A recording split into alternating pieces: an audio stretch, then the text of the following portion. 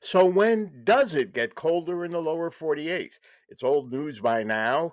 I'm meteorologist Don Paul that we will not see a white Christmas over much of the lower 48 on Christmas morning. And welcome to my podcast, Don Paul's Bits o' Blather on weather, climate, and from time to time, some humor. We know that this is going to be a green Christmas for most of the country. There will be a white Christmas in the Rockies, that is, in the mountains themselves, extending from northern New Mexico all the way up into western Alberta and British Columbia. But east of the Rockies, including Denver, and out into the plains of Midwest, the Great Lakes, the East, no sign of it except for maybe a thin coating at dawn on Christmas morning in the Adirondacks. Sounds romantic? Well, it's going to be warm enough even in the Adirondacks where that would melt on Christmas Day. Buffalo's high, about 55, quite different from a year ago when we had a disruption in the polar vortex. That is a circular band of winds, generally two levels, high level and then closer down in the lower atmosphere, which circumnavigate the poles. And it tends to, when strong, trap most of the polar air in the polar region. It's when it weakens and gets disrupted and sags, allowing the polar jet stream to take a dive south, that harsh wintry weather can be delivered at least for an episode during an otherwise milder winter, which is what the northern tier of the United States is, excuse me, enduring. That's part and parcel of a strong El Nino. And so, even though when all is said and done, still very high confidence this will be a milder than average winter across the northern United States for the most part, there still can be interruptions.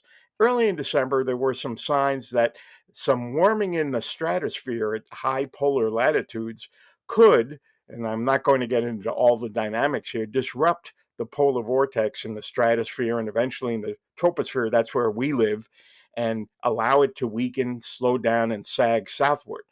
Now that we're getting into late December, those signs have thinned out. Now, there is the European model still suggesting there could be a strong enough, and this is a real esoteric term, you can bore people with this if you're trying to shake them at a holiday party, a sudden stratospheric warming, an SSW.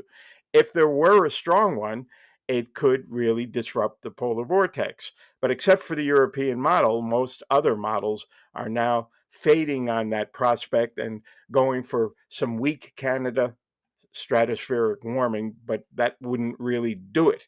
Now, there are hints that at least later next week will begin to turn cooler in the plains, the Midwest, and the Great Lakes because a ridge of high pressure, something like a mountain range of denser air, will build up over the western part of North America, especially in Western Canada and Alaska. That becomes a mountain range around which the polar jet stream has to circumnavigate.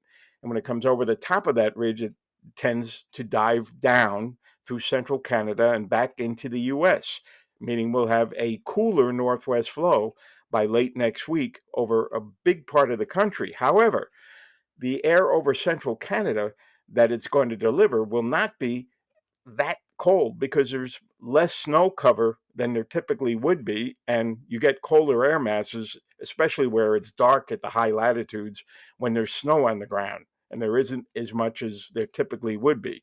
So this year, temperatures and snow cover are both off the mark for where you would expect them to be. But again, we knew a strong El Nino was coming, and it's here. So what it would take to get it much colder is for a strong stratospheric warming, SSW, to build as we get into, say, week 2, week 3 of January and disrupt the polar vortex more significantly. So we are going to get the northwest flow to deliver more seasonable air over the plains and the Great Lakes in the Northeast. But the really cold stuff, if it's ever going to get here, is a ways off until there is a more significant disruption of the polar vortex. As for white Christmas chances, they are not going to change between now and the Christmas holiday. This is a high confidence forecast, but I know the people in my town, Buffalo, are happy to hear that, most of them, because last year we lost 47 people to the worst lake effect blizzard in Buffalo history.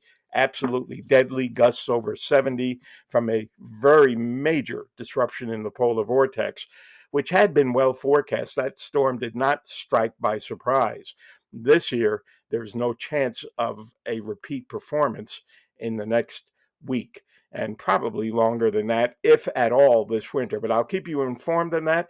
Now, I'm going to be chatting with you before Christmas, but if you don't tune into this podcast, I hope you have a Merry Christmas and or Happy Holidays, and enjoy the warmth, because it's here to stay for a while.